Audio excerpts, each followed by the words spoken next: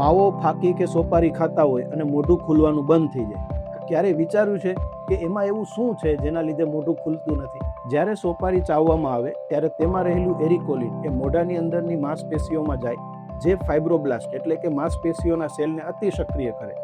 આ fibroblast collagen વધારે પડતું બનાવે અને કોલેજન સ્નાયુઓની પેશીમાં જમા થતું જાય અને એને સખત કરી દે, જેના લીધે એની મૂવમેન્ટ ધીમે ધીમે ઓછી થતી જાય અને મોઢાની અંદર મ્યુકસ મેમ્બ્રેનની નીચેનું લેયર, જેને કહેવાય લ્યુમિના પ્રોપ્રિયા, એ વધારે સખત અને જાડું બનતું જાય, જેને કહેવાય સબમ્યુકસ ફાઇબ્રોસિસ. તેની સાથે સોપારીમાં કોપરનું પ્રમાણ વધારે હોય છે અને આ કોપર લાઇસિલ ઓક્સિડેઝ નામનો એક એન્ઝાઇમ સક્રિય કરે, જે એન્ઝાઇમ જે કોલેજન વધારે બને છે એ કોલેજનનું ક્રોસ લિંકિંગ વધારે, એટલે કે કોલેજનના લીધે જે સ્નાયુઓની મૂવમેન્ટ થતી હતી એ ક્રોસ લિંકિંગના લીધે મૂવમેન્ટ બંધ થઈ જશે અને મોઢું ધીમે ધીમે ખુલવાનું ઓછું થતું જશે. સાદી ભાષામાં કહીએ તો એરિકોલિને કોલેજનના સ્વરૂપમાં જાજી બધી ઈંટો બનાવી દીધી અને કોપરે એની અંદર સિમેન્ટ નાખવાનું કામ કર્યું, જેના લીધે બધું ફિક્સ થઈ ગયું અને જકડાઈ ગયું. તો આની સારવાર કે આનાથી બચવા માટે શું કરવું?